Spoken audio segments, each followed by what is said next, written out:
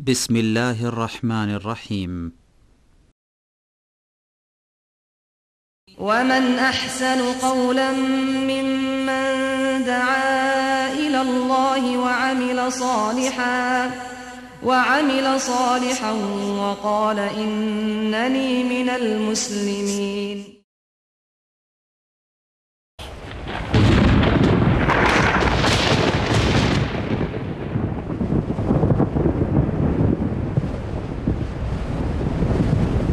الله نحمده ونستعينه ونستغفره ونعوذ بالله من شرور أنفسنا ومن سيئات أعمالنا من يهده الله فلا مضل له ومن يضلله فلا هادي له وأشهد أن لا إله إلا الله وحده لا شريك له وأشهد أن محمدا عبده ورسوله. أعوذ بالله من الشيطان الرجيم. ربنا آتنا من لدنك رحمة وهيئ لنا من أمرنا رشدا. ہمارے بزرگوں اور بھائیوں، حضرات اور خواتین، السلام علیکم ورحمۃ اللہ وبرکاتہ۔ آج یعنی اسکیجول کے اعتبار سے جیسے کہ آپ جانتے ہیں شیخ مقصود فیضی حفظہ اللہ کا پروگرام تھا، آپ جانتے ہیں، ہاں آپ کو تو نہیں معلوم لیکن ہمیں یہ معلوم ہے کہ وہ مسافر ہیں، موجود نہیں، تو مہینے کے آخر میں شیخ توصیف کا تھا، تو اللہ ہمارے محترم شیخ کو جزائے خیر دے کہ اس اچانک یا پیش کی دعوت کو قبول کیا اور صبح کی جگہ تشریف لائیں۔ تو آج آپ سے شیخ توصیف الرحمن راشدی حافظہ اللہ وہ مخاطب ہوں گے۔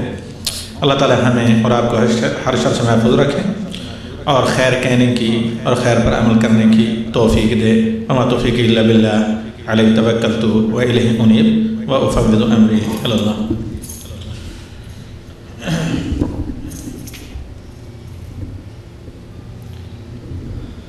السلام علیکم ورحمۃ اللہ وبرکاتہ۔ جن بھائیوں کے جوال آن ہیں اپنے جوال آپ کر لیں۔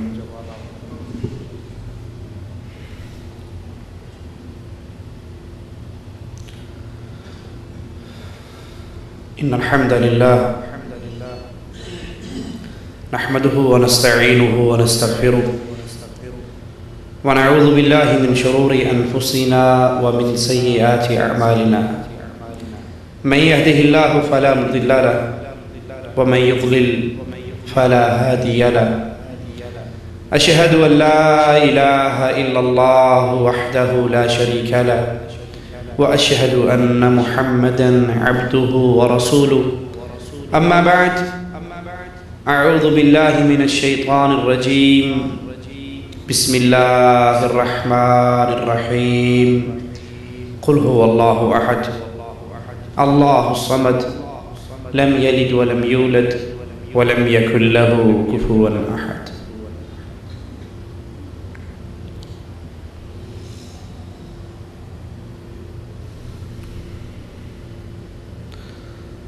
امت مسلمہ آج انتہائی نازک ترین دور سے گزر رہی ہے۔ یہ امت قرآن، یہ امت محمد علیہ السلام ذلت کی دلدل میں گرتی ہی چلی جا رہی ہے۔ دنیا پر اگر نگاہ دوڑائیں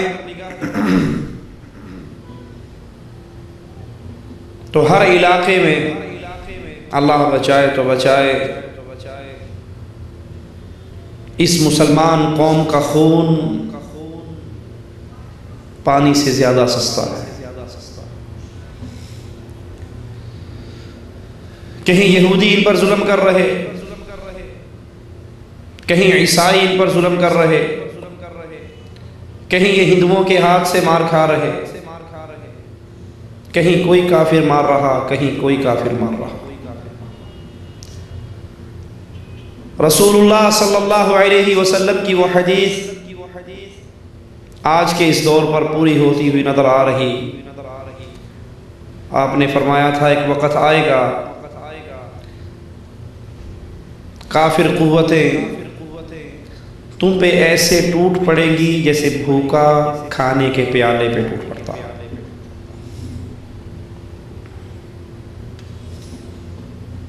صحابی یہ سن کر حیران ہو گئے، کہنے لگے یا رسول اللہ صلی اللہ علیہ وسلم، کیا اس دن ہم اتنے تھوڑے ہوں گے؟ مجھے زبان حال سے کہنے دیجئے کہ وہ 313 اور 1000 سے ٹکر لینے والے، وہ چند ہزار اور 1.5 لاکھ روم کی فوج سے ٹکرا جانے والے، جن کے جذبہ ایمانی کا یہ حال عبد الرحمن ابن عوف رضی اللہ عنہ وارضا فرماتے ہیں بدر کی جنگ میں جب صفیں بند گئی، میں نے اپنے دائیں طرف دیکھا تو ایک 16-17 سال کا بچہ نظر آیا، میں نے اپنے بائیں طرف دیکھا تو اسی کی عمر کا بچہ نظر آیا۔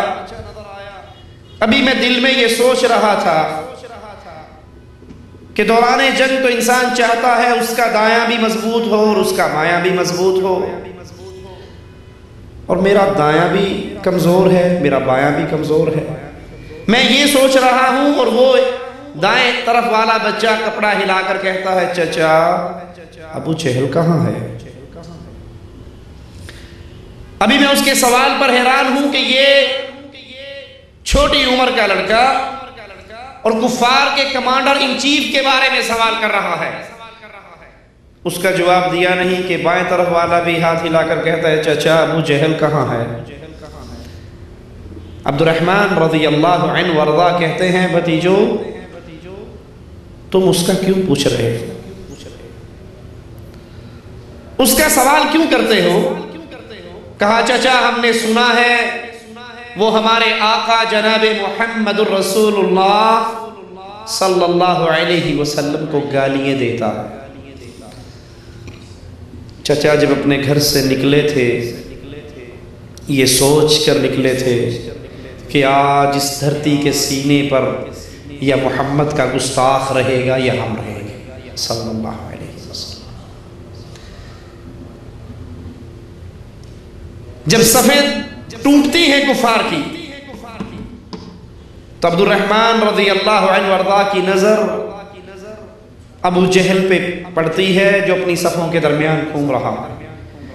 کہتے ہیں بچوں جن کا تم سوال کر رہے تھے وہ تمہارے سامنے۔ فرماتے ہیں جس طرح تیر کمان سے نکلتا ہے یہ دونوں لپکے اور اللہ کے دشمن پہ ٹوٹ پڑے، اس ظالم کو زمین پہ گرایا، ان نوجوانوں کی تلواریں خون سے بھری ہوئی، اور واپس آتے ہیں کہتے ہیں یا رسول اللہ صلی اللہ علیہ وسلم آپ کے دشمن کو میں نے قتل کیا۔ دوسرا کہتا ہے یا رسول اللہ صلی اللہ علیہ وسلم آپ کے دشمن کو میں نے قتل کیا۔ آقا علیہ السلام دونوں کی خون سے بھری ہوئی تلواروں کو دیکھ کر کہتے ہیں تم دونوں نے اللہ کے دشمن کو قتل کیا۔ جن کی قوم کے بچوں کی یہ کیفیت، جن کی قوم کے جوانوں کی یہ کیفیت، چند ہزار پہ مشتمل لشکر نکلتا ہے، رومیوں کی 1.5 لاکھ فوج سے ٹکراتا ہے،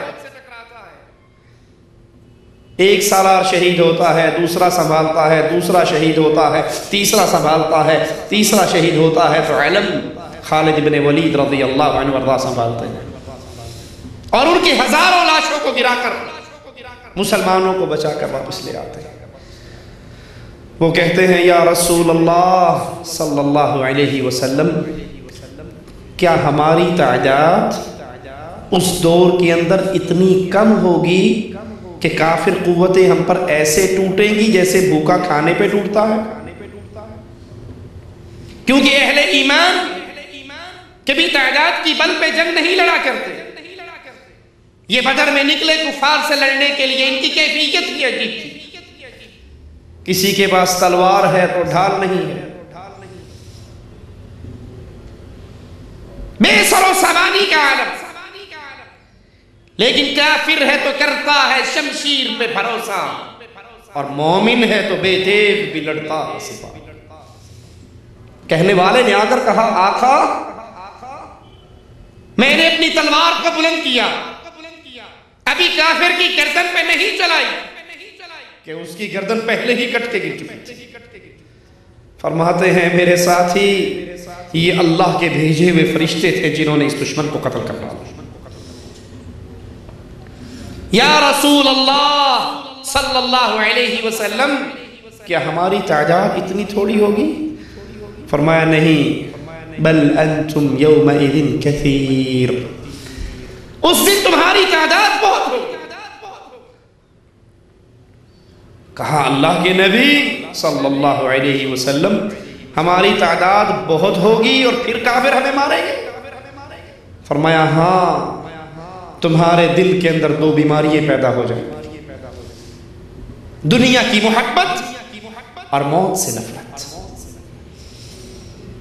جس زمین کی طرف نگاہ اٹھائیے مسلمان کٹ رہا ہے، مسلمان پس رہا ہے، مسلمان کی عزتیں تار تار ہو رہی ہیں، نماز پڑھنے والے نماز پڑھ رہے ہیں، حج کرنے والے 40-40 لاکھ کا مجمع ہے، روزہ رکھنے والے افطاریوں کا اہتمام، روزوں کا اہتمام، قرآن کی تلاوت کا اہتمام، بلا مبالغہ لاکھوں مسلمانوں کے سینوں کے اندر رب کا قرآن محفوظ ہے،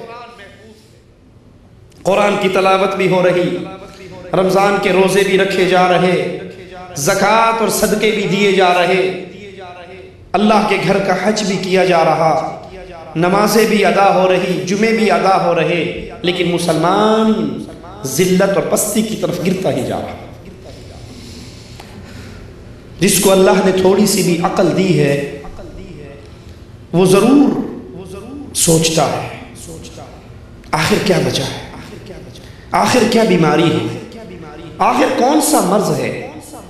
ساری عبادتیں ہم کر رہے، شریعت پہ چل رہے، شریعت کا دم بھر رہے، اور پھر ہم دنیا میں عزت پانے کی بجائے ذلیل ہو رہے۔ پانی کے ایک گلاس کی قیمت مسلمان کے خون سے زیادہ، کفار کا ایک کتا بھی مر جائے دنیا تڑپ اٹھتی ہے، اور مسلمانوں کے لاشوں پہ لاشیں گر جائیں کسی کے ماتھے پر بل بھی نہیں پاتے۔ یہ امت ذلت کا شکار ہو چکی ہے۔ کیوں؟ ذلت کے اسباب کیا ہے؟ مسلمانوں کی ذلت کے اسباب کی طویل فہرست ہے، لیکن صرف موٹی موٹی 2-3 باتیں کر کے اپنی بات کو ختم کروں۔ مسلمانوں کی ذلت کی سب سے بڑی وجہ لوگوں یہ نہیں کہ اس امت کے پاس افراد کم ہیں، یہ نہیں ہے۔ یہ امت کروڑوں کے اندر، اربوں کے اندر، اس امت کی ذلت کی یہ وجہ نہیں کہ مسلمانوں کے پاس مال نہیں ہے۔ دنیا کے امیر ترین لوگوں کی اگر لسٹ کو اٹھاؤ گے آپ کو اکثریت مسلمانوں کی ملے۔ ذلت کی وجہ یہ نہیں کہ مسلمان مادی دنیا کے اندر بہت پیچھے ہیں۔ ان مسلمانوں کے پاس ایٹم بم ہے، اسلحہ ہے، میزائل ہے، جنگی ساز و سامان ہے۔ ذلت کی یہ وجہ نہیں کہ مسلمانوں کی فوجیں نہیں، ہر مسلمان ملک کی فوج ہے، لیکن یہ امت من حیث القوم ذلت کی دلدل کی طرف گر رہی ہے۔ اس کی پہلی وجہ یہ ہے کہ اس امت کی اعمال کے اندر اللہ کی توحید خالص باقی نہیں رہی، پہلی وجہ۔ میری باتیں کڑوی ہوں تو مجھے اللہ کے لیے معاف کر دینا، اور اگر نہیں بھی کرو گے تو میں قربانی کی کھالیں اکٹھی کرنے تو نہیں آیا، میں چندہ مانگنے تو نہیں آیا، میں تو چہرہ دکھانے آیا ہوں آئینے کے اندر کہ آخر کیا وجہ ہے یہ امت ذلت کی طرف کیوں بڑھ رہی ہے۔ اس امت کے پاس نمازیں ہیں، روزے ہیں، حج ہے، زکوٰۃ ہے، صدقہ ہے، خیرات ہے، جہاد ہے، جنگیں ہیں، قتال ہے، سب کچھ ہے، اور اگر نہیں ہے تو ایک اللہ کی خالص توحید نہیں۔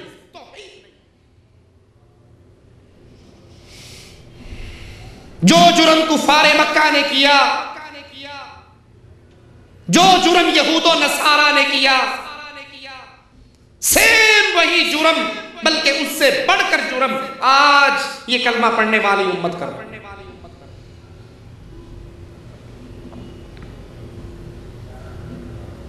عیسائیوں نے کہا عیسیٰ اللہ کا بیٹا، یہودیوں نے کہا عزیر اللہ کا بیٹا. یہ وہ کفر کے جملے، یہ شرک کی وہ بھیانک صورت. مالک فرماتا ہے تکاد السماوات یتفطرن من وتنشق الارض وتخر الجبال هدا ان دعوا للرحمن ولدا. اللہ کا بیٹا بنانا، اللہ کا جز بنانا، اللہ کا ٹکڑا بنانا اتنا بڑا جرم ہے، اتنا غلیظ قول ہے. اگر یہ پہاڑوں پہ گر جائیں، پہاڑ رزا رزا، آسمان ٹکڑے ٹکڑے ہو جائیں، زمین پھٹ جائے، ان دعوا للرحمن ولدا، اللہ کا بیٹا بنا دیا. یہ یہودیوں کا جرم، یہ عیسائیوں کا جرم، اور اسی جرم کی بنا پر اللہ نے ان دونوں قوموں کو کافر قرار دیا. لقد کفر الذین، جن لوگوں نے یہ کہا یہ کافر ہے. اور آج یہ امت، یہ نماز پڑھنے والی، یہ روزہ رکھنے والی، یہ حج کرنے والی، یہ جہاد کرنے والی، یہ صدقے دینے والی، یہ قتال کرنے والی، یہ میدان سجانے والی، ان کی اکثریت کی مساجد سے، وہ مساجد جو اللہ کے دین کا قلعہ ہے، جو اللہ کے گھر ہے، جو اللہ کی مسجدیں ہیں، فلا تدعوا مع اللہ احدا، جن میں کسی اور کو پکارنے کی اجازت نہیں ہے. ان مسجدوں سے 5 وقت یہ کفر کا آوازہ بلند ہوتا ہے، الصلاۃ والسلام علیک یا نور من نور اللہ. جس طرح عیسیٰ اللہ کا بیٹا ہے، عزیر اللہ کا بیٹا ہے، یہ امت بھی کفر کے بچتے ہوئے کہتی ہے کہ محمد اللہ کے نور کا ٹکڑا ہے. وہ توحید جس کو انبیاء لے کر آئے، وہ توحید جس کو پھیلانے کے لیے انبیاء کا سلسلہ چلا، وہ توحید جس کو پھیلانے کے لیے کہیں تو میرے نبی کے ماتھے کو پھاڑا گیا. نبی مایوس ہو گئے اہل مکہ سے، طائف کا سفر کرتے ہیں کہ ہو سکتا ہے یہ لوگ کلمہ پڑھ لیں. اہل طائف کو جا کر سب سے پہلی دعوت یہ ہے، قولوا لا الہ الا اللہ. اللہ کی توحید کا آوازہ اللہ کا نبی بلند کر رہا ہے، اور جواب میں اتنے پتھر پڑتے ہیں، نبی کا خون جسم سے بہتا ہوا جوتیوں میں جم جاتا ہے، نبی زمین پہ گر جاتے ہیں. اسی توحید کی آواز کو بلند کرنے کے لیے تکلیفوں کی انبار، نبی نماز کے لیے باہر نکلتے ہیں، ابو لہب کی بیوی نبی کے راستوں میں کانٹے بچھا دیتے ہیں، نبی زمین پہ سر رکھتے ہیں سجدے میں، کفار آپ کے کندھوں پہ اونٹنی کی جیر لا کر پھینک دیتے ہیں، ایک ظالم آپ کے گلے میں کپڑا ڈال کر بل دیتا. ابو بکر دوڑتے ہوئے آتے ہیں، کہتے ہیں اس کو اس لیے قتل کرنا چاہتے ہو؟ یہ کہتا ہے ربی اللہ. وہ لا الہ الا اللہ کی کھری اور سچی دعوت جس کے لیے قرآن کہتا ہے وَلَقَدْ بَعَثْنَا فِي كُلِّ أُمَّةٍ رَسُولًا. ہر امت میں رسول آیا، صرف ایک بنیادی پہلی دعوت ہر رسول کی یہی رہی، ان اعبدوا اللہ واجتنبوا الطاغوت. آج اس امت کے پاس سب کچھ ہے، ایٹم بم بھی ہے، اسلحہ بھی ہے، مال بھی ہے، افراد بھی ہے، قوتیں بھی ہیں، لشکر بھی ہے، فوجیں بھی ہیں، قتال کے میدان بھی ہیں، جہاد کی فضائیں بھی ہیں، اور اگر نہیں ہے تو لا الہ الا اللہ کی سچی دعوت نہیں. تحدیث نعمت کے طور پہ بیان کرتا ہوں، اللہ جزائے خیر دے محمد بن عبد الوہاب نجدی رحمت اللہ علیہ کو اور محمد بن سعود رحمت اللہ علیہ کو، جنہوں نے اس سعودی عرب کی پاک سرزمین کو شرک کے اڈوں سے پاک کر دیا. اللہ رحمت کرے امام عبدالعزیز رحمت اللہ علیہ اور ان کی آل اولاد پر، جنہوں نے اس دھرتی کو قبر پرستی کے شرک سے بالکل صاف رکھا، اور وہ جرم جو اس سعودیہ کو چھوڑ کر پوری کائنات میں ہو رہا ہے، پوری دنیا میں ہو رہا ہے، کہیں قبروں کی پوجے، کہیں مندروں کی پوجا، کہیں درختوں کی پوجا، کہیں پتھروں کی پوجا. اس دھرتی کو پاک کیا کہ یہاں پر عبادت ہوگی تو ایک اللہ ہوگی. اور اس ملک سے باہر نکلیے، باہر کی فضا میں سانس لیجئے، تو ایک اللہ کی بجائے کروڑوں الہ، کروڑوں مشکل کشا ہے، کروڑوں حاجت روا ہے، کروڑوں غوث اعظم ہے۔ میں ملتان کا واسی ہوں، اکیلے ملتان کے اندر 1.25 لاکھ ولیوں کے دربار، کئی مہینے لگ جائیں ان کی قبروں کو دیکھنے کی۔ وہ کفر کا عقیدہ آج یہود و نصارہ کے نقش قدم پہ چلتے ہوئے اس امت کے لوگ، اس امت کے علماء سو ٹیلی ویژن چینل پہ بیان کرتے ہوئے کہتے ہیں کہ اللہ اور محمد دونوں ایک ہے، ایک کے جڑا ہی ایک کو ڈو جانے وہ کافر تے مشرک۔ اللہ اور رسول دونوں ایک ہیں، جو ان کو دو کہے گا وہ کافر ہے، وہ مشرک ہے۔ مومن تو وہ ہے جو ان کو دو ایک مانتا ہے، دو نہیں مانتا۔ وہی جو مستوی عرش کا خدا ہو کر اتر پڑا مدینے میں مصطفیٰ ہو کر، اللہ کی ذات کی توحید جس کو کفار مکہ نے بھی مانا تھا، آج یہ امت ماننے کے لیے تیار ہے، اور یہ ذلت کی پہلی وجہ ہے۔ مشرک کو کبھی دنیا میں عزت، قرآن وعدہ نہیں کرتا انتم الاعلون، تم غالب رہو گے۔ کیوں؟ اگر ایٹم بم بنا لیا، تم غالب رہو گے اگر غوری میزائل تیار ہو گئے، تم غالب رہو گے اگر تعداد بہت زیادہ ہوگی، نہیں، انتم الاعلون، تم غالب رہو گے ان کنتم مؤمنین، اگر تم اہل ایمان ہو۔ اللہ کی عبادت کی بجائے درگاہوں کی پوجا، قبروں کی پوجا، غیر اللہ کی پوجا، اللہ کی عبادت میں غیروں کو شریک۔ اگر اللہ کے گھر کا طواف ہے تو آج کی کلمہ پڑھنے والی امت اس کی اکثریت قبروں کا طواف بھی کرتی ہے۔ اگر اللہ کی لیے نماز پڑھتے ہوئے انسان سجدہ ریز ہوتا ہے تو درگاہوں پہ بھی سجدے۔ اگر اپنی تکلیف اور مصیبت میں یا اللہ مدد کی صدا بلند ہوتی ہے تو اسی طرح یا رسول اللہ مدد اور یا علی مدد کی صدا بھی ہوتی ہے۔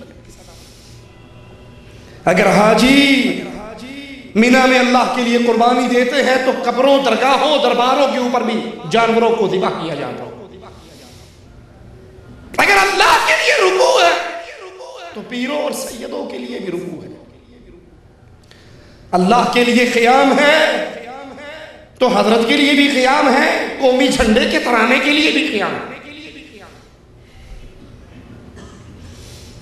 اللہ کی وہ خالص، وہ سچی اور سچی توحید جس کے ماننے کے نتیجے میں عزت ملا کرتی ہے، جس کے ماننے کے نتیجے میں دنیا بھی سنورتی ہے اور آخرت بھی سنورتی ہے۔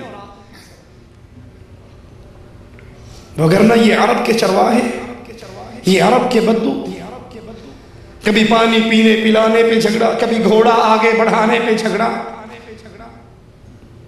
آپ اس کی لڑائیوں میں کٹ اور مر رہے تھے، لیکن جو ہی لا الہ الا اللہ کی دعوت سے جڑے اللہ نے کیسی عزت عطا کی۔ عمر رضی اللہ عنہ وارضاہ کا نام قیصر و کسریٰ اپنے محلات میں سنتے تو ان کی جان چھلک جایا کرتی۔ یہ اللہ نے عزت کیوں دی؟ مسلمان مجاہد پہاڑی پہ چڑھتا ہے، سامنے سمندر کی لہروں کو دیکھتا ہے اور کہتا ہے ربا میرے سامنے سمندر کا پانی ہی پانی ہے، اور اگر مجھے پتہ لگ جائے اس کے پار بھی تیری مخلوق رہتی ہے، اللہ میں اس دھرتی پہ جا کر بھی تیری توحید کے علم کو گاڑ کر آؤں گا۔ مسلمانوں کا خلیفہ آسمان پہ بھٹکتی ہوئی ایک بدلی کو دیکھ کر کہتا ہے جہاں تیرا جی چاہتا ہے برس، تو جہاں بھی برسے گی تیرا خراج مسلمانوں کے بیت المال میں ضرور جمع۔ یہ عزت کیوں تھی؟ عزت کے اس دور کی طرف لوٹ کے یہ عزت کیوں تھی؟ کیونکہ اللہ کی توحید کو مسلمانوں نے سینے سے لگایا، اور آج اللہ کی توحید میں، آج اللہ کی عبادت میں مردوں کو شریک کیا گیا، پیروں اور فقیروں کو شریک کیا گیا۔ مسجد ویران ہے، درگاہ آباد۔ یہ وہ پہلا جرم ہے لوگوں، اللہ کی توحید کو چھوڑ کر اللہ کے ساتھ شرک کرنے کا جرم، جس جرم کی وجہ سے امتیں برباد ہو جاتی ہیں، جس جرم کی وجہ سے عزت دار ذلیل ہو جایا کرتے ہیں، کیونکہ عزت دینے والا اللہ اور عزت مالک دنیا میں کس کو دیتا ہے؟ وَلِلَّهِ الْعِزَّةُ، یہ ساری عزت تو اللہ کے لیے، وَلِرَسُولِ، اس کے رسول کے لیے، اور مسلمانوں کے لیے، مومنوں کے لیے۔ مشرک کے لیے اس دھرتی پہ کوئی عزت نہیں، نہ اس جہان میں عزت ہے، نہ اگلے جہان میں عزت۔ ذلت کا دوسرا بڑا سبب اس امت کا محمد الرسول اللہ صلی اللہ علیہ وسلم سے اپنے تعلق کو توڑ لے، نہ ہمارے ہاتھ میں اللہ کی توحید رکھی اور نہ محمد الرسول اللہ صلی اللہ علیہ وسلم کی اتباع رکھی۔ اور یہاں پر بھی بدنصیبوں کے دو گروہ بن گئے۔ ایک گروہ وہ ہے جس نے اپنی دنیا سے نبی کو نکالا، دین کے اندر نبی کا نام رہنے دیا لیکن دنیا سے نبی کا نام نکال دیا، ہمیں نہیں چاہیے۔ کیسے سمجھیں؟ نماز پڑھتے ہوئے بالکل سنت کے مطابق نماز پڑھیں، روزہ رکھتے ہوئے سنت کے مطابق روزہ، حج کرتے ہوئے سنت کے مطابق حج، صدقہ خیرات زکوٰۃ صدقات سنت کے مطابق عمل۔ وہ سمجھتے ہیں دین مسجد کی ٹوپی ہے، مسجد کی ٹوپی سمجھتے ہو؟ وہ انڈیا پاکستان کے مسجدوں کے دروازوں کے ساتھ ایک بڑے کارٹن کے اندر ٹوپیاں پڑی ہوتی ہیں، پلاسٹک اور کھجور کے چھکو جو اونٹ کے منہ پہ چڑھتے ہیں۔ وہ نمازی آتا ہے، اٹھا کے سر پہ رکھتا ہے، نماز پڑھتا ہے، واپس جاتا ہے، جب دروازے کے پاس پہنچتا ہے اس کو احساس ہوتا ہے کہ ٹوپی تو سر پہ ہے، وہیں سے اتارتا ہے اور پھینک کے مارتا ہے۔ یہ مسجد کے اندر ٹوپی کا رول ہے، مسجد سے باہر گئے تو ٹوپی سے آزاد۔ ایک گروہ بدنصیبوں کا ایسا جس نے نبی کی تعلیم کو صرف مسجد کی ٹوپی سمجھ رکھا۔ مسجد میں آئیں گے تو پتہ لگے گا یہ نبی کو ماننے والے ہیں، مسجد میں آئیں گے نماز کو طریقے کو دیکھو گے تو سمجھو گے یہ مسلمان نبی کو ماننے والا، نبی کے طریقے میں چلنے والا۔ اور مسجد سے باہر جائے گا، سیاست کا وقت آئے گا تو یہ بھی کفار کی جمہوریت کے پیچھے بھاگتا نظر آئے گا، یہ بھی الیکشن کے جھنڈے لے کے بھاگتا ہوا نظر آئے گا، یہ بھی کفار کے طریقے پہ چلے گا۔ تجارت کا وقت آئے گا تو کہے گا جی نماز تو پڑھتے ہیں نا، اب مولوی صاحب جھوٹ کے بغیر کام نہیں ہے، اگر دکانداری کرنی تو جھوٹ بولنا پڑے گا، مگر نہ پھر چھوڑ دو۔ یہ تجارت کرتے ہوئے جھوٹ بولتا ہے، یہ تجارت کرتے ہوئے بینک سے قرضے لیتا ہے، سود کا معاملہ کرتا ہے، اور دلیل کیا دیتا ہے؟ شیطان نے ہر کسی کو دل کو بہلانے کے لیے کچھ نہ کچھ یاد کروا رکھا۔ دلیل یہ ہے جی دین کا دنیا سے کوئی تعلق نہیں، دین اور چیز ہے، دنیا اور چیز ہے۔ ہم دین میں پوری شریعت پہ عمل کرتے ہیں لیکن دنیا میں آزاد ہیں۔ ہم اب شادی کرنے لگے ہیں اور آپ کہتے ہیں ڈھول نہ بجے، ہم نے شادی کرنی ہے، ایک بیٹا ہے، ساری ریج ایتے ہی نانی ہے، ہو رہے دے پیچھو ہے کوئی نہیں۔ اب یہاں پہ ڈھول بھی بجیں گے، گانے بھی ہوں گے، ساز بھی ہوگا، دھمال بھی ہوگی، یہاں پہ اس کے ماتھے پہ صحرا بھی لگے گا، مہندی کی رسمیں ہوں گی، اپٹن کی رسمیں ہوں گی، جوتی چھپائی کی رسمیں ہوں گی، دودھ پلائی سالی کے ہاتھ سے یہ رسم ہوگی، دروازہ کنڈی پکڑائی کی رسم ہوگی، جوڑا جہیز کی رسم ہوگی، سارے معاملے کریں گے۔ مولوی صاحب جب ہم مسجد میں آتے ہیں تو نماز پڑھتے ہوئے ہم بالکل سنت کا خیال رکھتے ہیں، لیکن یہ دین ہے، یہ دنیا ہے، دنیا کا دین سے کیا تعلق ہے؟ شادی میں ہم آزاد ہیں، غمی میں ہم آزاد ہیں، سیاست میں ہم آزاد ہیں، کاروبار میں ہم آزاد ہیں، لین دین میں ہم آزاد ہیں، دنیا کے ہر معاملے میں آزاد ہیں۔ وہ یہ سمجھتے ہیں کہ نبی صرف عبادات کا نظام لے کر آئے، زندگی پوری کا نظام لے کر نہیں۔ لہذا ان کا دین، ان کا نبی پر ایمان وہ مسجد سے شروع ہوتا ہے، مسجد میں ختم ہو جاتا ہے۔ اور کچھ وہ بدنصیب ہیں، کچھ وہ بدنصیب ہیں جنہوں نے اپنی دنیا سے بھی نبی کو نکالا اور اپنے دین سے بھی نبی کو نکال دیا۔ دنیا میں تو وہ آزاد تھے، آزاد ہو ہی گئے ہر مسئلے میں۔ اور عجیب بات ہے، بڑی عجیب بات ہے، دنیا کا کوئی مسئلہ ہو ان کو دادا ابو کی دلیل یاد نہیں آتی، بڑی بی کی دلیل یاد نہیں آتی، ابا جان کی دلیل یاد نہیں آتی، اور جہاں دین کا معاملہ ہو اجی حدیث تے ٹھیک ہے پر بزرگاں تے میں نہیں فرمایا سے، انہوں نے اپنی دنیا سے بھی اپنے نبی کو نکال دیا، اپنے دین سے بھی اپنے نبی کو نکال دیا۔ بات تو آپ کی ٹھیک ہے لیکن دادا ابو تو ایسے نہیں کرتے تھے، ہماری تو 7 نسلوں سے گھر میں سے 11ویں شریف کا ختم ہوتا ہے، ہم کیسے اس کو روک دیں؟ ہمارے تو دادا پردادا سے لے کر شادی کے فوراً بعد درگاہ پہ جا کر خامد اپنی بیوی کا منہ بعد میں دیکھتا ہے، پیر نوری بوری سرکار کو پہلے دکھا کر آتا ہے، ایک میں ٹھیک نہیں ہے۔ یہ تو رسمیں ہیں جو ہمارے آباء و اجداد سے چلی آ رہی ہے، اس کو کیسے چھوڑ دیں؟ قرآن سن کر، حدیث سن کر، فتوی رسول سن کر، قول حبیب سن کر، پھر اس کا زبان لڑک جاتی ہے اور کہتی ہے نہیں، بزرگوں نے ایسے نہیں کہا۔ اب سوچئے اور غور کیجئے، یہ دلیل دینے والوں کو سمجھائیے۔ ایک انسان کا باپ ریڑھی چلانے والا ہو، ریڑھی سمجھتے ہو نا، گدھا گاڑی انڈیا پاکستان میں چلتی ہے، اور اس کا بیٹا ڈاکٹر بن جائے، دنیا کی کوئی شخصیت اس کو یہ تانا دے گی پیودہ مذہب چھاڑتا؟ کوئی کہے گا اسے؟ کوئی نہیں کہے گا۔ تو نے باپ کا مذہب کیوں چھوڑا؟ تیرا باپ ریڑھی چلاتا تھا، تو ڈاکٹر کیوں بن گیا؟ وہ فوراً جواب میں کہے گا بھائی میرا باپ ان پڑھ تھا، پڑھا لکھا نہیں تھا، جوانی پڑھنے کی عمر اس نے برباد کر دی تھی، اور میں نے پڑھ لکھ لیا، لہذا میں ریڑھی چلانے والا نہیں بنا، ڈاکٹر بن گیا۔ کوئی اس کو یہ تانا نہیں دے گا تو نے باپ کا طریقہ چھوڑ دیا۔ بیٹے نے شادی کرنی ہو اور وہ چاہے میں خالہ کی بیٹی سے شادی کر لوں، ماں باپ اس کی منتیں کر لیں کہ تو یہ رشتہ نہ کر، تو پھوپھی کی بیٹی سے شادی کر لے، وہ جواب میں کیا کہتا ہے؟ ابو گزارا میں نے کرنا ہی، آپ نے زندگی تو میں نے گزارنی، آپ کو کیا پتا؟ آپ نے اپنی بھگت لیا، میری بھگتنے کا وقت آیا تو میں اپنا فیصلہ خود کروں گا۔ کبھی اسے کوئی تانا نہیں دے گا تو نے ماں باپ کا طریقہ چھوڑ دیا، تو نے ماں باپ کی بات نہیں مانی۔ اور جہاں اللہ کے نبی کی شریعت پہ عمل کا وقت آتا ہے، ہر بندہ اس کو نبی کی سنت دیکھتا ہے، کہتا ہے اچھا ماں پیو کا دین چھوڑ دیا، ماں باپ نے تو یہ نہیں سکھایا تھا، بزرگوں نے تو یہ نہیں سکھایا تھا، آباء و اجداد نے تو یہ نہیں سکھایا تھا، پیر و فقیر نے تو یہ نہیں کہا تھا، حضرت اور شیخ نے تو یہ پٹی نہیں پڑھائی تھی۔ دنیا کے معاملے کے اندر کوئی اس کو یہ تانا نہیں دے گا، اور جو ہی دین کی بات آئے وہ توحید کو اپنا لے، نبی کی رسالت پہ ایمان لے آئے، اپنی نماز، اپنا روزہ، اپنا حج، اپنا نکاح، اپنی طلاق، ایک ایک عمل میں اللہ کے نبی صلی اللہ علیہ وسلم کی اتباع کرنے لگ جائے تو سب سے پہلے تانوں کی تو اس کے اوپر یہی چلتی ہے، تو نے آباء و اجداد کے دین کو چھوڑا۔ اور یاد کر لے شیطان کا یہ حربہ نیا نہیں ہے، بہت پرانا ہے۔ سمامہ جب گرفتار ہو کر اللہ کے نبی صلی اللہ علیہ وسلم کے پاس آئے،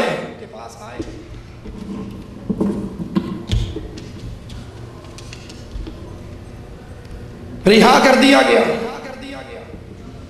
مسلمان ہو گئے، واپس مکے کی طرف چلے، اہل مکہ کو اطلاع ہو گئی، سمامہ بھی مسلمان ہو گیا۔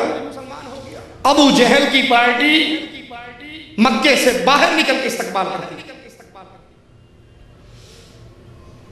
اور آواز کیا لگاتی ہے؟ اور کرنا سبوتا یا سمامہ، سمامہ تو سابی ہو گیا ہے، اور سابی عربی زبان میں اس کو کہتے ہیں جو آباء و اجداد کے دین کو چھوڑ چکا۔ تو نے آباء و اجداد کا دین چھوڑ دیا، تو سابی ہو گیا ہے۔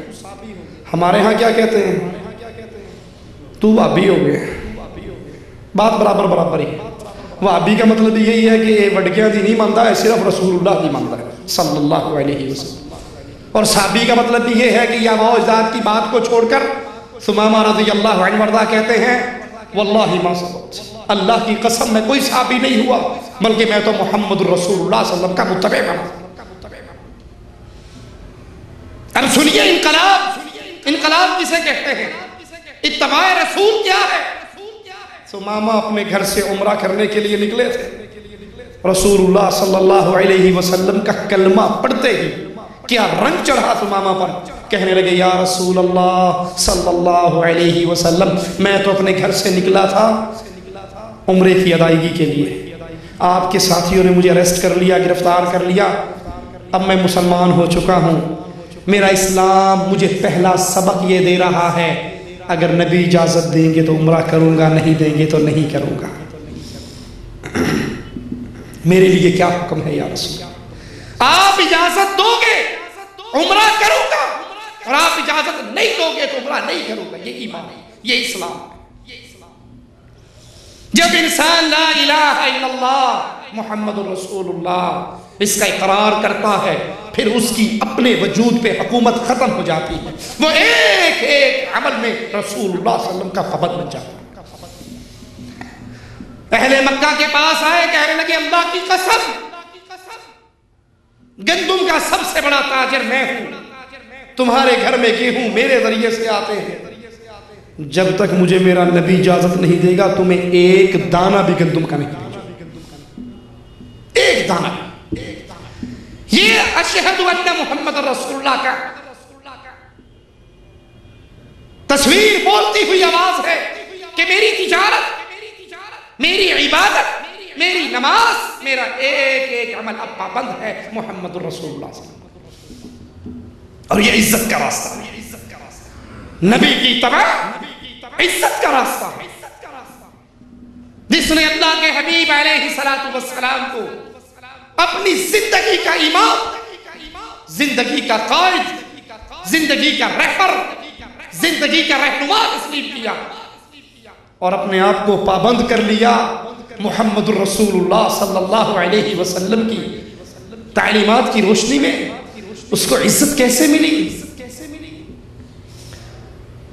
خدیجہ رضی اللہ تعالی عنہا کھانا لے کر نبی کے لیے چلتی ہے، غار کے دہانے پہ بھی نہیں پہنچتی، آسمان والا پہلے ہی جبرائیل کو اتار دیتا ہے.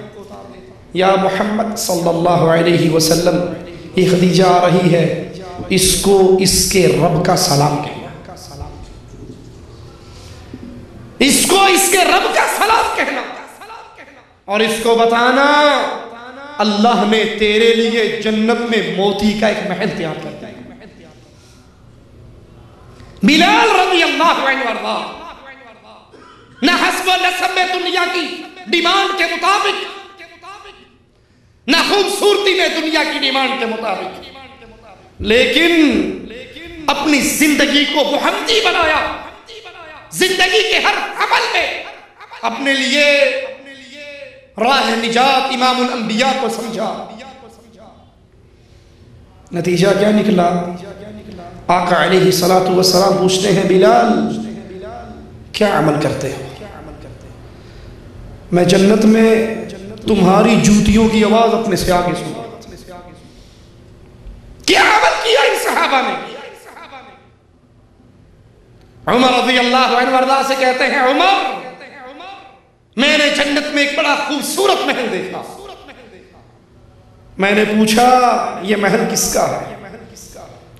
کہا آپ کے خادموں میں سے ایک خادم کا، قریشی کا ہے، عمر ابن خطاب کا ہے. اے عمر مجھے تیری غیرت یاد آ گئی اور میں تیرے محل میں تیری اجازت کے بغیر داخل نہیں. عثمان رضی اللہ عنہ وارضا ایک وقت پہ 7 مرتبہ عثمان رضی اللہ عنہ وارضا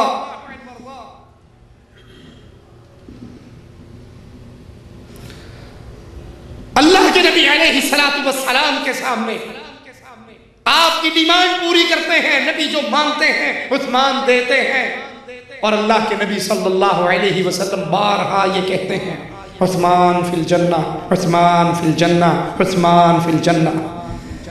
آخری بار حضرت عثمان کے دامن کو پکڑ کے کہتے ہیں عثمان بس کرو بس کرو، ما ضر عثمان ما عمل بعد اليوم قط، آج کے بعد کوئی عمل بھی نہ کرو، اللہ نے تمہاری جنت کا مجھ سے وعدہ کر دیا. ان کے اندر وہ کیا چیز تھی کہ یہ دھرتی پہ چلتے تھے اور اس کے جنتی ہونے کی گارنٹی آسمان سے اترتی تھی. صحابی کہتا ہے یا رسول اللہ صلی اللہ علیہ وسلم میں قرآن کی تلاوت کرتا اور میرا گھوڑا بھی دبتا، میں تلاوت روک دیتا گھوڑا سکون سے ٹہل جاتا، میں پھر تلاوت کرتا وہ پھر بھی لگتا، میں پھر روکتا وہ پھر سکون سے ٹہل جاتا. کہا میرے ساتھی تو قرآن کی تلاوت کرتا تھا، آسمان کے فرشتے تیری تلاوت کو سننے کے لیے آئے ہوئے تھے. وہ کیا انقلاب تھا ان کی زندگی میں؟ وہ ایک نقطے کا انقلاب کہ دنیا میں ہر آدمی کی بات جھوٹی ہو سکتی ہے، ہر آدمی کی بات کو چھوڑا جا سکتا ہے سوائے محمد الرسول اللہ۔ دوران خطبہ ایک شخص کھڑا ہوتا ہے، اللہ کے نبی کہتے ہیں بیٹھ جاؤ۔ ایک صحابی ابھی مسجد کے مدخل پر ہی، دروازے پر ہی، وہیں بیٹھ جاتے ہیں۔ کہتے ہیں میرے ساتھی تجھے تو نہیں کہا بیٹھنے کا۔ کہا آقا آپ کی آواز میرے کان سے ٹکرائی تھی، بیٹھ جاؤ، میں سن کر پھر کیسے کھڑا رہ جاؤں؟ انہوں نے اپنی زندگی میں نجات کا نقطہ یہ سمجھا کہ اتباع محمد الرسول اللہ صلی اللہ علیہ وسلم وہ واحد راستہ ہے جس کے اوپر چل کر انسان اللہ کی جنت میں جا سکتا ہے۔ اس امت کی ذلت کا دوسرا بڑا سبب یہ ہے کہ یہ امت نبی کی اتباع کو چھوڑ کر ہزاروں فرقوں میں بٹ چکی ہے۔ کہیں دیوبندی ہے، کہیں بریلوی ہے، کہیں نقشبندی ہے، کہیں چشتی ہے، کہیں قادری ہے، کہیں رضوی ہے، کہیں نوری ہے، کہیں سہروردی ہے۔ جس اینٹ کو اٹھاؤ اس کے نیچے سے نیا فرقہ نکلتا ہے۔ کلمہ پڑھتے ہوئے وہ اشہد ان محمد رسول اللہ کا اعلان کرتا ہے، لیکن زندگی بناتے ہوئے، عمل کرتے ہوئے، ہمارے بزرگوں نے یہ فرمایا اور ہمارے بزرگوں نے یہ فرمایا، ہمارے شیخ نے یہ فرمایا اور ہمارے حضرت نے یہ فرمایا۔ بات آپ کی بھی ٹھیک ہے، حدیث ہم نے بھی سنی ہے، لیکن جو کچھ ہمارے بزرگوں نے فرمایا آخر وہ بھی تو کہیں نہ کہیں ہوگا۔ یہ پانچواں مذہب ہے، مذہب ہوگا۔ جب ان کے پاس کوئی دلیل نہ رہے اپنی بدعملیوں کی، بد اعتقادیوں کی، تو پھر ایک دلیل شیطان انہیں یہ سکھاتا ہے ہمیں نہیں پتا لیکن کہیں نہ کہیں ضرور ہوگا۔ آخر حضرت نے جو فرمایا ہے تو کہیں نہ کہیں تو ہوگا۔ بھائی یہ ہوگا کہاں؟ کس حدیث میں ہے، کس قرآن میں ہے؟ یہ بربادی کی دوسری وجہ ہے۔ ایک سائل سوال کرتا ہے ایک صحابی سے اس مسئلے میں کیا فرماتے ہو؟ جواب میں کہتے ہیں اس مسئلے کے اندر امام الانبیاء محمد الرسول اللہ صلی اللہ علیہ وسلم نے یوں فرمایا۔ سائل کہتا ہے میں نے سنا ہے شاید ابو بکر و عمر نے تو یوں کہا تھا۔ ناراض ہو جاتے ہیں، غضبناک ہو جاتے ہیں، کہتے ہیں میں تجھے محمد الرسول اللہ صلی اللہ علیہ وسلم کی حدیث سنا رہا ہوں اور تو جواب میں کہتا ہے ابو بکر و عمر نے یوں کہا۔ ڈرتا ہوں کہیں آسمان سے تجھ پہ پتھروں کی بارش نہ ہو۔ اپنے اپنے پیروں کے خولوں میں بند ہونے والوں، اپنے اپنے اماموں کو معصوم کا درجہ دینے والوں، نبی کا فرمان آنے کے باوجود میں فلاں فرقہ سے اور میں فلاں فرقے سے، میں فلاں جماعت سے اور میں فلاں گروپ سے، امام الانبیاء کی بات کو ٹھکراتے ہو، لسوڑی شاہ اور فسوڑی شاہ کی بات پر امام الانبیاء کی بات کو ٹھوک کر مارتے ہو ایک امتی کے قول پر۔ جس امتی کی کیفیت یہ ہے، آقا فرماتے ہیں آسمان سے فرشتے اترتے ہیں، مجھے ترازو میں بٹھاتے ہیں، 2 سے تولتے ہیں میرا پلڑا بھاری رہتا ہے، 10 سے تولتے ہیں میرا پلڑا بھاری رہتا ہے۔ ساتھی فرشتہ کہتا ہے کس کو تول رہا ہے؟ امام الانبیاء کو۔ مقابلہ 2 10 سے کرتا ہے۔ اگر ایک پلڑے میں، غور کیجئے اللہ کے لیے، نبی کے دین کو چھوڑ کر فرقوں میں بٹ جانے والوں، نبی کی حدیث کو چھوڑ کر غیر نبی کے قول کو سینے سے لگانے والوں، ذرا فرشتوں کے جملوں پہ غور تو کرو۔ کہتے ہیں اگر ایک پلڑے میں امام الانبیاء کو بٹھاؤ اور ایک پلڑے میں پوری کائنات کو بٹھاؤ، محمد کا پلڑا سب پہ بھاری رہے گا صلی اللہ علیہ وسلم۔ یہ پوری کائنات جو ایک پلڑے میں ہے، کیا اس میں 4 امام نہیں آئے؟ کیا اس میں 12 امام نہیں آئے؟ کیا اس میں رائمنڈ والے، بریلی والے، دیوبند والے، گنگوہ والے، بغداد والے، کوفے والے نہیں آئے؟ فرمایا ایک پلڑے میں ساری کائنات اور ایک پلڑے میں امام الکائنات محمد الرسول اللہ صلی اللہ علیہ وسلم۔ ہماری بربادی کے اسباب میں سے ایک بہت بڑا سبب یہ قانون بن گئے، یہ نظام بن گئے، یہ عقیدے بن گئے، یہ اصول بن گئے۔ اگر قرآن کی آیت میرے امام کے قول کے خلاف آئے گی، اٹھائیے اصول کرخی۔ قرآن کی آیت میرے امام کے قول کے خلاف آئے گی تو اس آیت کو منسوخ جانا جائے گا۔ نبی کی حدیث میرے امام کے قول کے خلاف آئے گی، مردود جانا جائے گا۔ تعویل کرنے کی کوشش کریں گے، ہوگی تو ٹھیک، نہیں ہو گئی تو میرے امام کا قول ہی حجت رہے گی۔ صحابی کا اثر میرے امام کے قول سے ٹکرا جائے، تعویل کرنے کی کوشش کریں گے، ہو گئی تو ٹھیک، نہ گزارا چلا تو اس کو مردود کہا جائے گا۔ ارے ابن عباس رضی اللہ عنہما حضرت علی کے فتوے منگاتے ہیں، صحیح مسلم کے مقدمے میں یہ بات موجود ہے، ان فتووں کو پڑھتے ہیں اور پھر فرماتے ہیں علی نے یہ فتوے نہیں دیے، یہ لوگوں نے علی کے نام پہ مشہور کر دیے ہیں۔ جیسے آج بھی مولا علی کہ ملنگ ہونے کے دعوے دار جھوٹ کی ساری نسبت حضرت علی کی طرف کر دیتے ہیں، اور حضرت علی ان ملنگوں کے سارے جھوٹ سے پاک ہے۔ حضرت علی نے یہ فتوے نہیں دیے۔ غور کرنا، سیدنا ابن عباس کے جملوں پہ غور کرنا، کہا اور اگر علی بھی یہ فتوے دیتا تو گمراہ ہو جاتا۔ ارے کیا اتنا کہہ دینا کافی نہ تھا کہ یہ فتوے علی نے نہیں دیے؟ یہ کیوں کہا؟ اگر علی بھی یہ فتوے دیتا تو گمراہ ہو جاتا۔ امت کے آخری افراد تک یہ بات پہنچانے کے لیے لوگوں اگر دھرتی میں معصوم ہے تو محمد رسول اللہ صلی اللہ علیہ وسلم۔ فاطمہ کے بابا کے علاوہ اس دھرتی پہ اور کوئی نہیں ہے جس کی زبان عرش والے کی مرضی سے ہی ہوتی ہے۔ ہر بندہ اپنی ہی مرضی سے بولتا ہے۔ اس امت نے اتباع محمد رسول اللہ صلی اللہ علیہ وسلم کو ترک کیا، اور فرقوں، تنظیموں، جماعتوں، گروپوں کے اندر ایسی بڑی کہ حدیث رسول کی ویلیو بھی ہمارے دلوں سے ختم ہو گئی۔ حدیث سن کر پھر کہتے ہیں حدیث سے ٹھیک ہے پر میں اپنے مولوی کو پوچھ رہا ہوں، حدیث تو ٹھیک ہے پر میں بھی تو اپنے مولوی سے پوچھ لوں۔ یعنی اس حدیث کو اگر میرا مولوی کہے کہ حدیث ہے تو مان لوں گا، اور اگر میرے مولوی نے کہا کہ حدیث نہیں ہے تو نہیں مانوں گا۔ نبی کے قول کو ایک امتی کے قول کی وجہ سے قبول اور رد کیا جائے۔ تیسری بنیادی وجہ اس امت کی زدت کی طرف گرنے کی، اس امت نے نبیوں والے کام کو چھوڑ دیا، اور وہ کام نیکی کا حکم دینا اور برائی سے روکنا، نیکی کا حکم دینا اور برائی سے روکنا۔ اس کی جگہ پر نئے نئے جملے آ گئے۔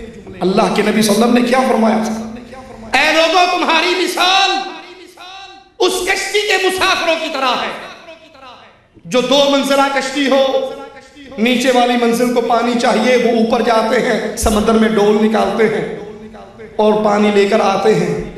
اوپر والے لوگوں کے ماتھے پر بل پڑنے لگے، ایک ہی صبح شام پانی لینا جاندے نے، بڑا ہی تنگ کیتا ہے۔ ان میں سے نیچے سے کہتا ہے کہ میرے پاس ایک حل ہے۔ جی کیا حل ہے؟ کہتا نہ اتلے تنگ ہو نہ اسی تنگ ہوئیے، ایتھو ہی مورا کر لیں گے، اس کشتی کو توڑو، یہاں سے سوراخ کرتے ہیں، یہاں سے پانی نکالتے ہیں۔ اب اوپر والے سن رہے ہیں، نیچے ٹھوکا ٹھاکی ہو رہی ہے، سوراخ کی کوشش ہو رہی ہے۔ اگر اوپر والے ہوئے ہمارے جیسے تو کیا کریں گے؟ کیا خیال ہے کیا کریں گے؟ وہ کہیں گے جی ہو نا اپنی قبر جانا سے اپنی قبر جانا، کسی کے مذہب کو نہ چھیڑو، اپنے مذہب کو نہ چھوڑو، تو ٹھیکہ لے سارے اندر، اے حرام ہے، حلال ہے، اے گناہ ہے، شرک ہے، بدعت ہے، یہ کرو یہ نہ کرو، یہ کرو یہ نہ کرو، یہ ایسا نہیں کرنا شریعت میں، تو ٹھیکیدار ہے۔ اس نے اپنی قبر میں جانا، میں نے اپنی قبر میں جانا۔ پتر اگر موری ہوگی نا دونوں ہی کو قبر جان گے۔ اگر یہ سوراخ میں کامیاب ہو گیا تو یہی قبر بنے گی دونوں کی، کوئی اور نہیں بنے گی۔ فرمایا اگر اوپر کی منزل والے نیچے آ کر ان کے ہاتھوں کو پکڑ لیں اور ان کو روک لیں، خود بھی بچ جائیں گے اور ان کو بھی بچا لیں گے۔ اور اگر انہوں نے کہا جی جڑا جتھے لگا ٹھیک لگا ہے، بڑا بہترین جملہ ہے ہمارے پاس، جو جہاں لگا ہے ٹھیک لگا ہے، چوری ہو جائے تو شرطوں میں جا کے رپورٹ کیوں کرواتے ہو میری گاڑی چوری ہوگی، جڑا جتھے لگا ہے ٹھیک لگا ہے، وہ چوری کر کے لائے گیا انہوں مبارک ہوئے۔ جو جہاں لگا ہے ٹھیک لگا ہے. کہنا نہیں جی یہ مطلب نہیں دین دے وچ جڑا جتھے لگا ہے ٹھیک لگا ہے, میری کوئی اٹھ پٹ کے ویکھے گا میں تون بن دیاں گا. اس کا مطلب ہے تجھے اپنے گھر کی غیرت ہے, دین محمد کی غیرت نہیں ہے. جو جہاں لگا ہے ٹھیک لگا ہے. یہ امت محمدیہ کا جملہ نہیں, یہ بنی اسرائیل کا جملہ, جنہوں نے یہ عمل کرنا چھوڑ دیا تھا, نیکی کا حکم نہیں دیتے تھے, برائی سے روکتے نہیں تھے. رسول اللہ صلی اللہ علیہ وسلم نے فرمایا خبردار لوگوں کو نیکی کا حکم دینا, برائی سے روکنا, اور اگر یہ کام نہیں کرو گے پھر تم پر اللہ کا عذاب آئے گا. آج عذاب نہیں تو اور کیا ہے. روز صبح کا اخبار پڑھ لو. وہ مشہور جملہ بن گیا, ایک بندے نے دوسرے سے پوچھا آپ کی صحت کیسی ہے؟ کہا جی 1 ہفتہ ہو گیا ماشاءاللہ بڑا فریش ہوں. کہا کیوں بھائی خیریت ہے, میڈیسن کھا رہے ہو, کیا کھا رہے ہو؟ کہا نہیں 1 ہفتے سے اخبار نہیں پڑھا. بالکل ٹھیک, اخبار پڑھتا ہوں اس کے اندر سوائے ٹینشن کی کوئی بات نہیں. اتنے مسلمان ادھر مر گئے, اتنے مسلمان ادھر مر گئے, اتنے مسلمان ادھر مر گئے, سوائے مسلمانوں کے قتل و غارت کے علاوہ کوئی خبر ہی نہیں. فرمایا تم پر اللہ کا عذاب مسلط ہوگا, پھر تم رو رو کے دعائیں کرو گے, رحمت کی 2.5 گھنٹے کی دعاؤں میں بھی جاؤ گے, قبول ایک بھی نہیں ہوگی. کیوں؟ نیکی کا حکم دینا تم نے چھوڑ دیا ہوگا اور برائی سے روکنا چھوڑ دیا. یاد کر لیجئے نیکی کے حکموں میں سب سے بڑی نیکی کیوں جی کون سی ہے؟ نماز پڑھنا, روزہ رکھنا, حج کرنا, جہاد کرنا, صدقہ دینا, خیرات دینا. سب سے بڑی نیکی کیا؟ سب سے بڑی نیکی یہ ہے یہ پیشانی جو غیر اللہ کے سامنے جھکی تھی اس کو اٹھا کر اللہ کے سامنے جھکا. توحید کی دعوت کائنات کی نیکیوں میں سب سے بڑی نیکی. اور افسوس اکثریت توحید کے دعوے داروں سے بھی توحید کی دعوت چھوٹ گئی ہے. وہ کیوں چھوڑ چکے ہیں؟ مولوی مولوی صاحب تھوڑی گل تے ٹھیک ہے, شرک کی مذمت ہونی تو چاہیے, توحید کی دعوت ہونی تو چاہیے, لیکن خیال کرو الیکشن کا سیزن ہے اور میں نے کی سیٹ کے لیے کھڑا ہوں, اور میرے سامنے جو مجمع ہے نا اس میں اکثریت بریلوی اور شیعوں کی ہے, اور اگر اس میں میں نے کہہ دیا کہ اللہ ہی غوث اعظم ہے, اللہ ہی مشکل کشا ہے, اللہ ہی حاجت روا ہے, اللہ ہی داتا ہے, اللہ ہی غریب نواز ہے, اللہ بندہ نواز ہے, اللہ بندہ پرور ہے, اللہ اولاد دیتا ہے, ڈولے شاہ اولاد نہیں دیتا, اللہ وہ عظیم ذات ہے جو گنج بخش ہے, چاہے نبی کو نوازے, چاہے بلال کو نوازے, چاہے مسلمان کو نوازے, چاہے کافر کو نوازے. اگر یہ آواز کہہ دی مولوی صاحب میری صندوقڑی جو ووٹ کون پائے گا, مجھے ووٹ کہاں سے ملے گا؟ میں نے سینٹ کی کرسی لے لی ہے, اور یہ سینٹ کی کرسی لینے کے لیے بالآخر حجویری کی قبر پہ داتا کمپلیکس بنانے والے مشرک کے ہاتھوں میں ہاتھ ڈالنا پڑے گا. یہ الیکشن کا سیزن ہے, متحدہ مجلس عمل کے پلیٹ فارم سے ہم نے 10 سیٹیں منظور کروائی ہیں. اب اس اتحاد کو برقرار رکھنے کے لیے ایک ہاتھ میں ساجد نقوی کا ہاتھ اور ایک ہاتھ میں نورانی کا ہاتھ لینا پڑے گا. ہماری مجبوری ہے. تسی کہڑے الیکشن کھلوتے ہو, تہاڈی کی مجبوری ہے؟ ساڈی تے مجبوری 2 لاکھ روپیہ پر اللہ کی توحید کے دعوے داروں کی زبان سے ہٹ گئی ووٹوں کے لیے, الیکشن کے لیے. طارق جمیل صاحب مورا شریف کے دربار پہ گئے اور بریلویوں کے عرس کے موقع پہ پوری بریلویت بیان کی. یا ایوہ النبی کا ترجمہ کیا, اے غیب کی خبریں سنانے والے, اور نیچے سے نعرہ رسالت, نعرہ حیدری, یا علی مدد کی آوازیں, یا رسول اللہ مدد کی آوازیں, یا غوث اعظم مدد کی آوازیں لگے. اور طارق جمیل صاحب بیٹھے چپ کر کے سنتے رہے کہ اگر یہ کہہ دیا کہ یہ شرک ہے تو امت کا جوڑ ٹوٹ جائے گا. ہمیں جوڑ کی فکر ہے. ہم بھی کہتے ہیں جوڑ کرو, تھوکنا نہ کرو, ایلفی نہ کرو. مشرک شرک پہ باقی رہے, رب محمد کی قسم یہ جوڑ نہیں ہو سکتا. میرے شیخ کی قبر کو اللہ جنت کا باغ بنائے. عبداللہ بہاولپوری رحمت اللہ علیہ گورنر نے, کمشنر نے بہاولپور میں پروگرام کروایا, سارے مولوی اکٹھے کروائے, کالے پیلے ساوے, اتحاد پہ تقریریں ہوئی. آخری تقریر حافظ صاحب کی تھی, گلے ملوا دیا بریلویوں کو شیعوں سے, شیعوں کو دیوبندیوں سے, دیوبندیوں کے سب صلح کر لو, صفائی کر لو. آپ صاحب نے کہا کمشنر صاحب مشرک اور مواحد کا اتحاد نہیں ہوا کرتا. وہ مشرک ہے, یہ مواحد ہے, یہ اللہ کو پوجتا ہے, یہ قبر کو پوجتا ہے, کیسے گلے مل جائے گا؟ مثال دے کر کہا ایک لکڑی یوں ہے اور ایک لکڑی یوں ہے, ان دونوں کو جا کے ترخان کو دو, نجار کو دو کہ اس پہ کیل مارے. وہ کبھی کیل نہیں مارے گا, پہلے رندہ مارے گا. پہلے اس کو سیدھا کرے گا، یہ وٹ کڈے گا، جب یہ سیدھی ہو جائے گی پھر رکھ کے کیل مارے گا، اب یہ جوڑ کبھی نہیں ٹوٹے گا۔ اگر آپ اتحاد کروانا چاہتے ہیں، امت کی جوڑ کی فکر ہے، امت کو ویسے جوڑو جیسے محمد رسول اللہ نے جوڑا صلی اللہ علیہ وسلم۔ اور کیسے جوڑا نبی نے؟ بدر کے میدان کے لیے جا رہے، ایک بڑا لڑاکا کمانڈر آ کر کہتا ہے میں بھی آپ کا ساتھ دینا چاہتا ہوں۔ ایک ہی سوال میرے امام نے کیا، میرے آقا نے کیا، میرے مرشد نے کیا، میرے نبی نے کیا، تو لا الہ الا اللہ کو مانتا ہے؟ اس نے کہا نہیں، میں لا الہ الا اللہ کو تو نہیں مانتا، میں تو لات و عزا کا پجاری ہوں، لیکن مظلوم کی مدد کے لیے آیا۔ فرمایا بھاگ جا، محمد مشرک سے مدد نہیں لیا کرتے، ووٹوں کے لیے، الیکشن کے لیے، جوڑ کے لیے یا قربانی کی کھالوں کے لیے۔ جی مولوی صاحب آخر چندہ بھی تے اکٹھا کرنا ہے، قربانی دی کھلنا بھی تے جوڑنی ہے، یہ سیزن ہے قربانی کی کھالوں کا، یہاں توحید کا آوازہ نہ لگاؤ۔ تین دن کے اجتماع اٹینڈ کر لیجئے، آپ کو توحید کی دعوت نہیں ملے گی، نظر نہیں آئے گی۔ کیوں؟ چندہ لینا ہے، قربانی کی کھال اکٹھی کرنی ہے، توحید کی دعوت ہم سے چھوٹ گئی۔ امر بالمعروف میں سب سے پہلا کام لا الہ الا اللہ کا آوازہ ہو۔ قبروں پہ گرنے والوں، یہ داتا نہیں ہو سکتے جو مر جائے، یہ غوث اعظم نہیں ہو سکتے جن کی اپنے یتیم ہو جائے، یہ بری نہیں کر سکتے جن کی اپنی بیوہ ہو جائے، یہ گنج بخش نہیں ہو سکتے جو کپڑے اتارنے کے قابل نہ رہے، غسل کرنے کے قابل نہ رہے۔ یہ توحید کی دعوت آج توحید کے دعوے داروں کی سٹیج سے غائب ہے۔ کسی کو کوئی مصلحت ہے، کسی کو کوئی مصلحت، اور یہی ہماری ذلت کی وجہ ہے۔ اللہ سے دعا ہے اللہ ہمیں توحید کی دعوت کو سمجھنے کی توفیق عطا فرمائے، اس کو بیان کرنے کی توفیق عطا فرمائے، اور دنیا کے ہر طرح کے لالچ اور ڈر سے نڈر ہو کر سچی دعوت لا الہ الا اللہ کی پکار لگانے کی توفیق عطا فرمائے۔ ایک بھائی کا سوال ہے، السلام علیکم ورحمۃ اللہ وبرکاتہ۔ سید توصیف الرحمان راشدی صاحب، سوال یہ ہے کہ کشمیر کے جو حالات ہیں اور خون خرابے کا جو ماحول ہے، کیا ان حالات کو جہاد کہا جائے گا یا فساد کہا جائے گا؟ قرآن و حدیث کی روشنی میں جواب دیں۔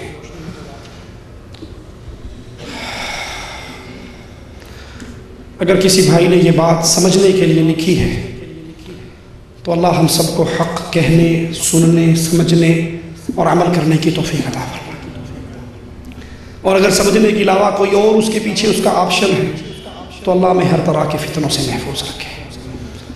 جہاد کے لیے صحیح مسلم کے اندر موجود رسول اللہ صلی اللہ علیہ وسلم کی ایک حدیث بیان کر کے اپنی بات ختم کرتا ہوں، تھوڑی سی اس کی وضاحت کر کے۔ آقا علیہ الصلوۃ والسلام سے جہاد کے موضوع پر سوالات ہوئے۔ ایک شخص مال کے لیے لڑتا ہے، ایک قوم قبیلے کے لیے لڑتا ہے، اور ایک مال غنیمت، وطن کی آزادی، زمین کا ٹکڑا۔ اللہ کے نبی جہاد کون کر رہا ہے؟ کون سا مجاہد فی سبیل اللہ ہے؟ تو رسول اللہ صلی اللہ علیہ وسلم نے فرمایا من قاتل لتکون کلمۃ اللہ ہی العلیٰ فہو فی سبیل اللہ۔ جو شخص اس لیے جنگ کرے کہ لا الہ الا اللہ غالب آئے، اللہ کی توحید غالب آئے، درگاہ مٹ جائیں، دربار مٹ جائے، حضرت بل ٹوٹ جائے، چرار شریف ٹوٹ جائے، اجمیر والے کا اڈا ٹوٹ جائے، حجویری کا اڈا ٹوٹ جائے، یہ دھرتی پاک ہو جائے، جیسے جس دھرتی پہ آپ بیٹھے ہو اس کو پاک کیا محمد بن عبد الوہاب، محمد بن سعود، امام عبدالعزیز آل سعود رحمہ اللہ نے، اس طرح دھرتی پاک ہو، محمد رسول اللہ کی سیرت پہ عمل ہو۔ جیسے آپ نے مکے کو فتح کرتے علی کو بھیجا، جاؤ اس مکے کی سرزمین کو بتوں سے پاک کر دو، پکی اونچی قبروں سے پاک کر دو، زمین سے ملا دو۔ اگر مقصد جہاد کا یہ ہو کہ اللہ کی توحید غالب آئے تو یہ جہاد فی سبیل اللہ ہے، اور اگر یہ مقصد نہیں، اللہ سے ڈر کر کہتا ہوں، اور اگر یہ مقصد نہیں، مقصد ہو کشمیر بنے گا پاکستان یا کشمیر بنے گا خود مختیار، خود مختیاری جان سے پیاری، خود مختیاری یا کفن، خود مختیاری یا موت، تو پھر وطنوں کے لیے لڑی جانے والی جنگ سیاسی جنگیں ہیں، اس کا جہاد سے کوئی تعلق نہیں۔ میں آپ کو مثال سمجھانے کے لیے عرض کرتا ہوں، فرض کریں، تسلیم کریں، اللہ ہر جگہ پہ اہل ایمان کی مصیبتوں کو دور کرے۔ اگر آج فتح بھی ہو جائے اور کشمیر پاکستان بن بھی جائے تو لا الہ الا اللہ غالب آ جائے گا، توحید غالب آ جائے گی، چنار شریف ٹوٹ جائے گا، حضرت بل کی درگاہ توڑ دی جائے گی، اللہ کی توحید غالب ہو جائے گی؟ نہیں ہوگی۔ وہی جو نظام پہلے سے باقی علاقوں میں موجود ہے وہی وہاں پر نافذ ہوگا۔ تو اسلام کی کون سی خدمت ہوئی؟ وطنوں کے لیے لڑی جانے والی جنگیں جہاد نہیں ہوا کرتی، یہ وطنوں کی لڑائی ہے، یہ سیاست کی لڑائی ہے، یہ ایجنسیوں کی لڑائی ہے۔ اور ہاں، اگر لڑائی کا مقصد یہ ہو ہم نے یہاں سے شرک کو مٹانا ہے، ہم نے یہاں پہ توحید کو غالب کرنا ہے، تو یہ جہاد فی سبیل اللہ۔ اور اگر یہ مقصد ہو تو لڑنے والے مشرک ساتھ چل سکتے ہیں؟ لڑنے والا شیعہ ساتھ چلے گا؟ لڑنے والا قبر پرست ساتھ چلے گا؟ وطن پرست ساتھ چلے گا؟ اور ساری علاقوں کو آپ جا کر چیک کر لیں، اس میں شیعہ بھی لڑ رہا ہے، بریلوی بھی لڑ رہا ہے، وطن پرست بھی لڑ رہا ہے، کیمونسٹ بھی لڑ رہا ہے، لبریشن فرنٹ والا بھی لڑ رہا ہے، البرق والا بھی لڑ رہا ہے، یہ سارے لڑ رہے ہیں جن اور سارے اپنی لڑائی کے نقطے پر متفق ہیں۔ آپ اس میں دونوں کے ہاتھ ملے ہوئے ہیں، تو یہ واضح دلیل ہے کہ ان کا مقصد اللہ کی توحید کو غالب کرنا نہیں ہے۔ اگر اللہ کی توحید کو غالب کرنا ہوتا تو کبھی مشرک کے ہاتھوں میں ہاتھ نہ دیتے۔ اللہ سے دعا ہے اللہ ہمیں صحیح فہم عطا فرمائے، اس کے اوپر زندگی گزارنے کی توفیق عطا فرمائے۔ اقول قولی ھذا واستغفر اللہ لی ولکم ولسائر المسلمین فاستغفروہ انہ هو الغفور الرحیم۔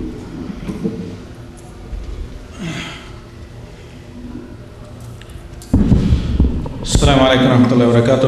الحمدللہ بنعمتہ تتم الصالحات۔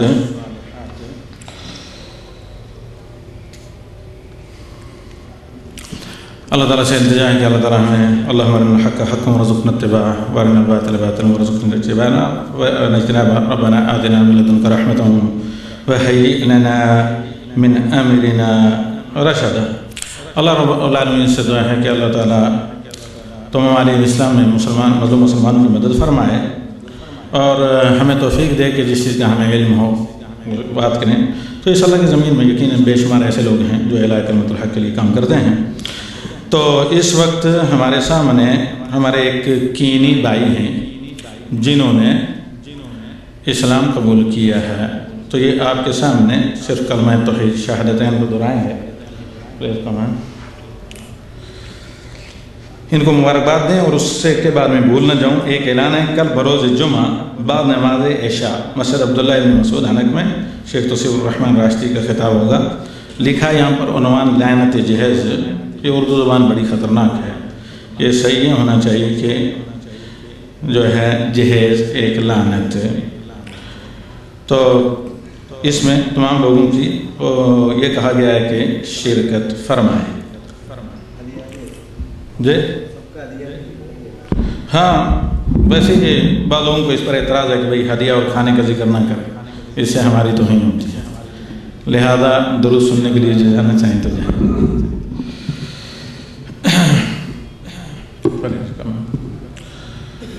فالو میں اشہدو اللہ الہ الا اللہ وحدہ لا شریک لہ واشہد ان محمدن عبدہ ورسولہ واشہد ان عیسیٰ عبداللہ ورسولہ وکلمتہ القاہا الى مریم۔ تکبیر اللہ اکبر۔ It means that I bear witness that Allah is only one true God, worthy to be worshipped without any partner, and I further bear witness that Muhammad, Allah's peace be upon him, Muhammad sallallahu alayhi wa sallam, he is Allah's last and true messenger and Allah's slave. And I further bear witness that Christ Jesus, he was a messenger of Allah and true messenger of Allah and the slave of Allah in his time, and he was the son of Mary, not son of Allah. وَأَشْهَدُ أَنَّ الْجَنَّةَ حَقٌّ وَأَنَّ النَّارَ حَقٌّ. And I further bear witness that the fire of hell is truth and the paradise is the truth. We ask Allah that kindly we show the straight path that reach us to Jannah بإذنه سبحانه وتعالى. أقول قولي هذا أستغفر الله لي ولكم ولسائر المسلمين فاستغفروه إنه هو الغفور الرحيم. بھائی کو سلام کریں، استقامت کے لیے دعا کریں.